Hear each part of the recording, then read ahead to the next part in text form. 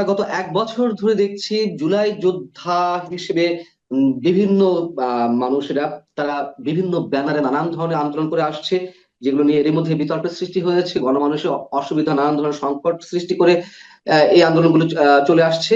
এবং একই সঙ্গে নিঃসন্দেহে আজ যে 1লা আগস্ট, সেখান থেকে 5 আগস্ট কিংবা 8 আগস্ট পর্যন্ত খুবই ক্রুশিয়াল একটা সময়, খুবই ভালনারেবল একটা টাইম, যেটি প্রধান উপদেষ্টার খোদ প্রেস সচিব পর্যন্ত জানিয়েছেন।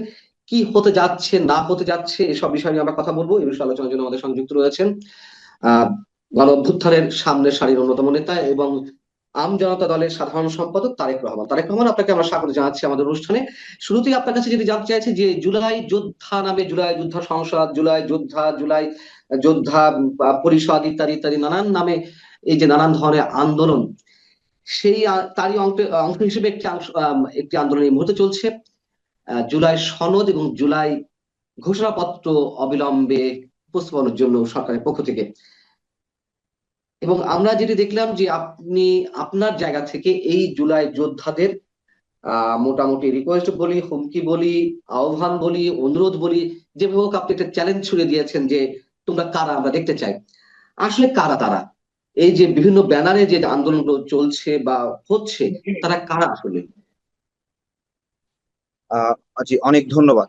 জুলাই গণ অভ্যুত্থান পরবর্তী সময়ে কিছু টাউট এবং বাটপার যারা এই জুলাই নামে বিভিন্ন নতুন করে সংগঠন খুলেছে।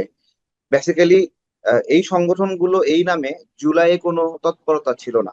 এটা জুলাই শেষে, আগস্টের শেষে এবং গণ অভ্যুত্থানের প্রায় 1-1.5 মাস 2 মাস পরে একটা প্রতিযোগিতা ছিল যে কে কয়টা সংগঠন খুলতে পারে। 36 জুলাই, 37 জুলাই, 35 জুলাই, বিভিন্ন নামে, জুলাই পরিষদ, হ্যাঁ, জুলাই যোদ্ধা, জুলাই মুক্তি, বিভিন্ন রকমের সংগঠন খুলেছে। তো এটা খুলেছে কেন এটা তো আমরা জানি, এটাকে একটা ব্যবহার করতে চাই। এই পরিবর্তনকে কেন্দ্র করে এই যে এটার আবেগকে ব্যবহার করে মানুষকে যে কষ্ট দেওয়া হচ্ছে, হ্যাঁ, মানুষের বাসায় গিয়ে আপনার হলো সিন ক্রিয়েট করা হচ্ছে, হেনস্থা করা হচ্ছে, টাকা দাও, টাকা দাও, টাকা দাও, এই যে একটা অ্যাটিটিউড। তারপরে এই যে আপনার হলো বিভিন্ন নিয়োগ বাণিজ্য, সামগ্রিক ভাবে একজন সমন্বয়ক 70 জনের 60 জনের চিঠি পাঠাচ্ছে, টাকা দাও, টাকা দাও, সবাই শুধু সারা দেশে জুলাইকে কেন্দ্র করে শুধু টাকা দাও, টাকা দাও, ওদেরকে টাকা দাও, আরো টাকা দাও। এই যে একটা অ্যাটিটিউড, আমরা আমরা একটা ছবি পোস্ট দিয়ে বলতে পারি না আমার জুলাই, বুঝছেন? মানে যেটা পোস্ট দিয়ে আমি কি করব? এই নামটাকে এত বাজে ভাবে ব্যবহার করছে, এটা দিয়ে কি হবে? হ্যাঁ, আমার একটা ভিডিও আছে, আমরা লড়াই করছি, এপিসির উপরে উঠে উল্লাস করছি, বিজিবিকে আত্মসমর্পণ করলাম, আমার গর্বের বিষয়। কিন্তু সেই গর্বের অধ্যায়টাকে মিস ইউজ করে ওই মানে হলো বেড়ার ঘর হয়ে যাচ্ছে পাকা ঘর।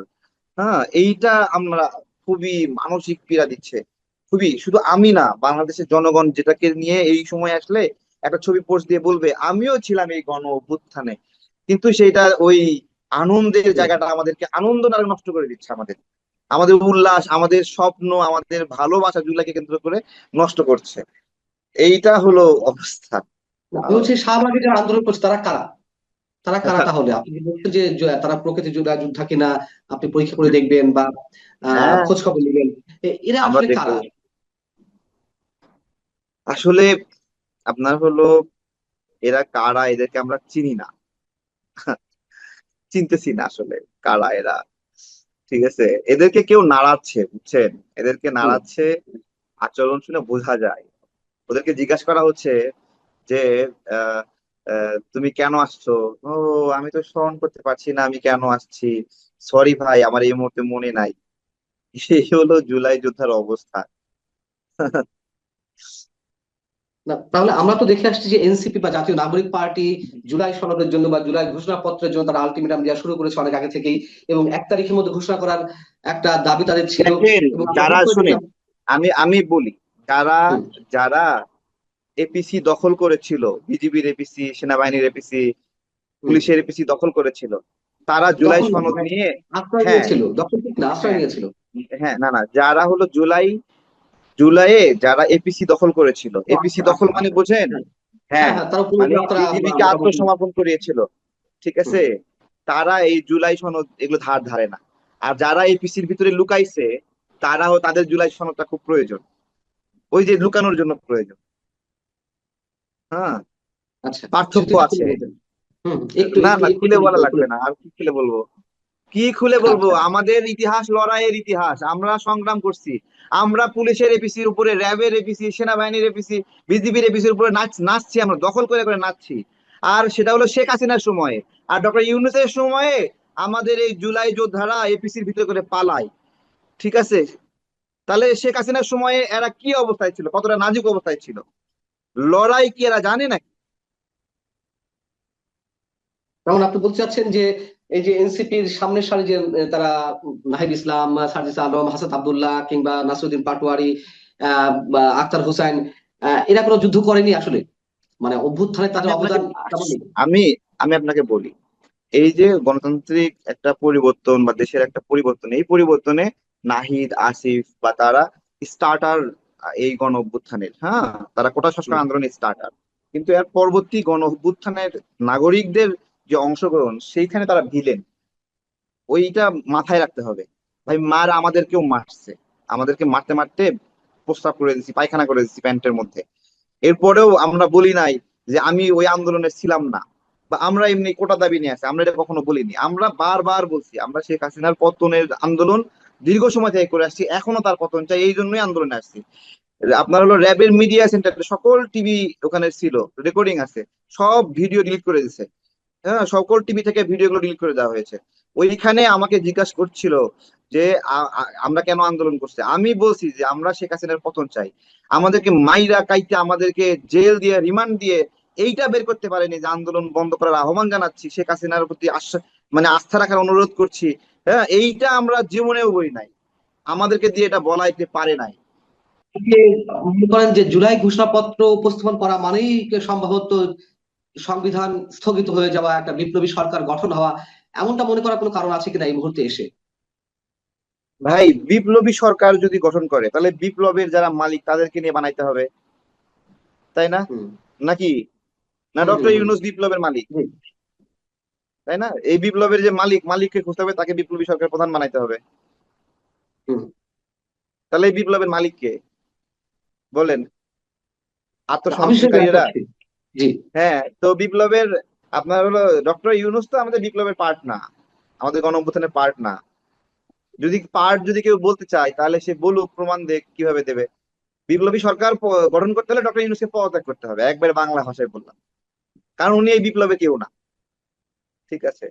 এমনি আবেগ দিয়ে কথা বললে হবে না, আবেগ দিয়ে কথা বলার সুযোগ নাই। হুম, হুম, বিপ্লবের পার্ট আপনার হলো সিরিয়াতে বিপ্লবী সরকার গঠন করছে, ওই বিপ্লবের হুম, যে প্রধান, সে ওই বিপ্লবে ইয়ে করছে। বাংলাদেশে বিপ্লবের প্রধান, বিপ্লবের সবচেয়ে বেশি সমন্বয় করছে, বিপ্লবকে প্রভাবিত করছে বা বিপ্লবকে সংগঠিত করেছে তার লোকবল দিয়ে, তার জনস্রোত দিয়ে। হ্যাঁ, এখনো যদি বলেন যে বিপ্লবের আন্দোলনকারীরা দুই ভাগে ভাগ হয়ে যাও, তিন ভাগে ভাগ হয়ে যাও, আমরা দেখি কোন ভাগে সবচেয়ে বেশি লোক, যে ভাগে বেশি লোক সেই লোক সেই ভাগ বিপ্লবী সরকার গঠন করবে, তাই না? হুম, বিপ্লবী হুম। সরকার যদি হয়, তাই না? এই সরকারের যারা উপদেষ্টা, তারা যদি আওয়ামী লীগের কোনো দায়িত্ব নিত বিভিন্ন জায়গায়, যেমন বিধান রঞ্জন রায় মানসিক হাসপাতালের পরিচালক ছিল, তাই না? তারপরে এই যে পার্বত্য উন্নয়ন বোর্ডের এই যে উপদেষ্টা যেটা আছে, এই পার্বত্য উপদেষ্টা, উনিও শেখ হাসিনা সরকারের একজন বেনিফিশিয়ার ছিল। তো এই সরকারের যে ক্যারেক্টার গুলো, এগুলোকে তো আলাদা করা যায় না, এগুলো শেখ হাসিনার সঙ্গে অ্যাডজাস্টেবল, বিএনপির সাথেও অ্যাডজাস্টেবল, অন্য সরকার যেটা সেটাতেও অ্যাডজাস্টেবল। এই সরকারগুলো আলাদাভাবে বিপ্লবের ক্যারেক্টার তো নাই এর ভিতরে। জি, সেগুলো তো আমরা বুঝতে পারছি, কিন্তু যারা এই মুহূর্তে দখলে রেখেছে সবকিছু, বিপ্লবের মন্ত্রণা, অভ্যুত্থানের মন্ত্রণা, তারা যে দাবি করে তাদের কাছে তো আর কেউ যেতে পারছে না, এটা তো বাস্তবতা। এনসিপি, নাহলে এনসিপি কে এই পরিমাণ সুযোগ সুবিধা দেওয়া হচ্ছে কেন, কেন এতটা অ্যাডভান্টেজ দেওয়া হচ্ছে সরকারের পক্ষ থেকে? আপনি কি বলবেন তাহলে এখানে? ও, আমাদেরকে বারবার এনসিপি নিয়ে আলোচনা করতে হয়, এটা একটা খুবই দুঃখজনক এবং লজ্জাজনক বিষয় আমাদের। আপনার হলো আজকে ওদের একজন গ্রেপ্তার হলো, জানে আলম অপু। তো এরা তো হুম। এরকম করছে, তো আমরা আসলে খুবই খারাপ লাগে। এগুলোই আলোচনা করতে হয়, এটা আমাদের আত্মসম্মানের বিষয় যে ওদেরকে নিয়ে আমরা কেন আলোচনা করি। হ্যাঁ, এটা কিন্তু তারা তো ফ্রন্ট সিস্টেমে, লাইনে আছে, আপনার আপনার কিন্তু নেই, এটা মানে বাস্তবতা। দেখেন, তারেক রহমান, এটা কিন্তু ওইটা বাস্তবতা, আপনার শোনেন, কিন্তু ফ্রন্ট লাইনে নেই। না তারাই না, কিন্তু, আমি কিন্তু উল্লেখ করছি, ওই তো অ্যাডভান্টেজ পাচ্ছে, আপনার সামনের ভাই, সারিতে আছে। ভাই ফ্রন্ট লাইনে আনে কি? ফ্রন্ট লাইনে আনে হলো হুকুমত, ফ্রন্ট আমি লাইনে সেটাই আনে বলছি। হুকুমত। হ্যাঁ, হুম, সেই হুকুমত ডক্টর ইউনূস তাদেরকে নার্সিং করছে, তাদেরকে দুর্বৃত্তায়িত করেছে, তাদেরকে লুটপাটের সুযোগ দিচ্ছে। হ্যাঁ, তাদেরকে বিভিন্ন এলাকায় মাস্তানি করার জন্য অধিকার দিয়ে দিচ্ছে। এই যে একটা হুকুমত, এই হুকুমতটা বাই এনি চান্স তারা পেয়ে গেছে। হ্যাঁ, এটা আমাদের জন্য লজ্জার, এবং আমাদের আপনার হলো ঘৃণা হয় যে আপোসকারীরা বা বিভিন্ন ভাবে উম তারা হলো এই বিপ্লবের স্টেক হোল্ডারটা এইভাবে নিছে। এটা আমাদের জন্য একটা অপছন্দের বিষয়। ঠিক আছে, আমি আপনাকে বলি, দেখেন, আমরা শেখ হাসিনার সময়ে লড়াই সংগ্রাম করছি। শেখ হাসিনা আমাদেরকে টার্গেট করছে যে আমাদেরকে জেলে দিতে হবে, আমাদেরকে রিমান্ডে নিতে হবে। ঠিক আছে, সবকিছু মিলিয়ে আমরা না শেখ হাসিনাকে ভয় পাই না কখনো, বুঝছেন? হ্যাঁ, যারা এই বিপ্লবের সত্যিকারের মালিক তারা শেখ হাসিনাকে ভয় পায় না। যারা বিপ্লবের ভুয়া মালিক তারা সারাক্ষণ শেখ হাসিনাকে ভূতের মতো ভয় পায়, বুঝছেন? আমরা ভয় পাই না কখনো। আমরা শেখ হাসিনার সাথে অ্যাডজাস্টেবল ছিলাম, অভ্যস্ত ছিলাম। মারছে কাটছে, আমরাও ঢিলাইছি, ইয়ে করছি, লড়াই করছি, মিছিল করছি। ঠিক আছে, গালি করছি, এরাও গালি দিছে, আমরা অ্যাডজাস্টেবল ছিলাম। যারা এই গণ অভ্যুত্থানের মালিক না, যারা এই গণ অভ্যুত্থান চুরি করছে, তারা আসলে চোর তো সারাক্ষণ ভয় পায়, বুঝছেন না? ভয় আতঙ্ক থাকে ওদের মধ্যে। আমাদের মধ্যে কোনো আতঙ্ক নেই, আমরা ওই মাইর খায় অভ্যস্ত। কিছু বাচ্চা ছেলে পেলে পুলিশ, র্যাব, সেনাবাহিনীর ভয় দেখায় একটা আওয়ামী লীগ নেতার বাসায় যায় বলতেছে টাকা দাও, মনে হয় চকলেট চাচ্ছ, আমাকে একটা চকলেট কিনে দাও, এখন এইরকম একটা অবস্থা, আমাকে চকলেট, আইফোন কিনে দাও, এটা দাও, 5 লাখ দাও, 10 লাখ দাও। এই যে একটা জি। জুলুম, এই জুলুমটা এই জুলুমটা আমরা মেনে নিতে পারছি না। দেখেন ভাই, আমি কেন বলতেছি এই জুলুমটা আমরা কেন ফিল করি, আমরা এই কষ্টটা পাইছি এক সময়। আমরাই কষ্টটা পাইছি। এই পুলিশ আটক করছে, 20,000 দেন, 30,000 দেন, 50,000 দেন, বিভিন্ন ধরনের হয়েছে। আপনার ছেলেকে রিমান্ডে নেওয়া হচ্ছে, তাড়াতাড়ি 50,000 টাকা না দিলে রিমান্ড ঠেকাতে পারবেন না। এই যে একটা জুলুম, আমরা এটা ফিল করি। আমরা এটা আর মানে এটা আওয়ামী লীগের উপরে হোক, এটা আমরা চাই না। ঠিক আছে, কিন্তু এটা হচ্ছে, হচ্ছে, এটা এমন কিন্তু হচ্ছে বাজে তো। ভাবে হচ্ছে যেটা ইতিপূর্বে হয় নাই। এত বাজে ভাবে হচ্ছে। ঠিক আছে, এই কিন্তু মানে কিছু না, ওদের কোনো ফিটনেস নাই রে ভাই। এই বাচ্চা ছেলে পেলে যায় বলতেছে, এমনি বলতেছে যা টাকা দাও। এখন মানুষ তো আতঙ্কে আছে, বুঝছে না? আতঙ্কে আছে, এই অবস্থা। তার সমান আগামী 8 আগস্ট পর্যন্ত খুবই ক্রুশিয়াল একটি সময়, বা আগামী 5-6 দিন খুব ক্রুশিয়াল টাইম। এটির প্রধান উপদেষ্টা প্রেস সচিব তিনি মন্তব্য করেছেন নিজে। আসলে কি হতে যাচ্ছে এই 5-6 দিনে? আমি আপনাকে বলি, আহ কিছু জ্যোতিষী, তারপরে হলো কিছু সায়েন্টিস্ট, রাষ্ট্রীয় ব্যবস্থাপনায় যদি এমন হাইপ তৈরি করা হয় না যে ডিসেম্বর থেকে বাংলাদেশে একটা দুর্ভিক্ষ হবে। ঠিক আছে, এবং এটা যদি রাষ্ট্রীয়ভাবে পৃষ্ঠপোষকতা করা হয়, তাহলে আসলে ডিসেম্বরে দুর্ভিক্ষ হবে। মানুষ টেনশনে দুর্ভিক্ষে পড়ে যাবে, মানুষ খাদ্য মজুত করবে। হ্যাঁ, সবাই কুক্ষিগত করার চেষ্টা করবে, মানুষ টাকা খরচ করবে না। আস্তে আস্তে বাজার সংকীর্ণ হয়ে আস্তে আস্তে আস্তে আস্তে দুর্ভিক্ষ হয়ে যাবে। ঠিক আছে, এই যে 8 আগস্ট পর্যন্ত সংকীর্ণ সময়ের কথা বলা হয়েছে, এইটা ওই কৃত্রিম দুর্ভিক্ষ সৃষ্টি করার মতো একটা কৃত্রিম সংকট তৈরি করার উদ্দেশ্যে এই ধরনের কথা বলা আছে। 8 আগস্ট পর্যন্ত ঘোড়ার ডিম হবে। ঠিক আছে, ঘোড়ার ডিম হবে, আমি তো বললাম। তাহলে তারা প্যানিক সৃষ্টি করছে কেন? সরকারের পক্ষ থেকে প্যানিক সৃষ্টি করা হ্যাঁ, হচ্ছে এটা কেন? বলছে এতে মানে আমি আপনাকে বলি, আপনার হলো এই এনসিপি টেনসিপি যা আছে না, ঠিক আছে, ওরা যে যেটাই বলি, ওরা শেষ পর্যন্ত ক্ষমতাটা একবার করার চেষ্টা করবে। মূল লক্ষ্য হলো বিএনপি ঠেকাও, এবং বিএনপি ঠেকাতে না পারলে দরকার হলে কুত্তারে খাওয়ামো ভাত, তারপরেও বিএনপি রে খাওয়ামো না। ফালাই দেবো ভাত, তারপরে বিএনপি দিব না। আমি বোঝাতে চাচ্ছি, দরকার হলে সেনাবাহিনীর হাতে ক্ষমতা দেব, তারপরেও বিএনপির হাতে ক্ষমতা যেন না যায়, গণতান্ত্রিক অবস্থা যেন না ফেরে দেশ। এদের মূল এজেন্ডাটা হলো এইটা। এবং আমার আমার কাছে একাধিক সমন্বয় এইভাবেই কথাটা বলছে।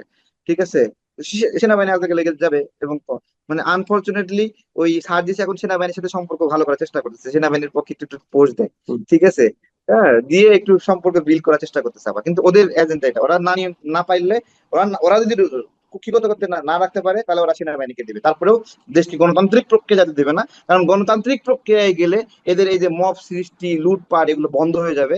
এরা এটাকে একটা মজা পাইছে, খুব আরাম পাচ্ছে এটাতে। তাহলে আমি ওই প্রশ্নের উত্তরটা পেলাম না, যে প্যানিক সৃষ্টি করে তারা আসলে কি প্রমাণ করতে চাইছে বা কি এই যে অর্জন করতে এই যে চায়? এই যে প্যানিক সৃষ্টি করার উদ্দেশ্য দেশকে সেনা শাসনের দিকে মানে আগ্রহী করা, আচ্ছা। আগ্রহী করা।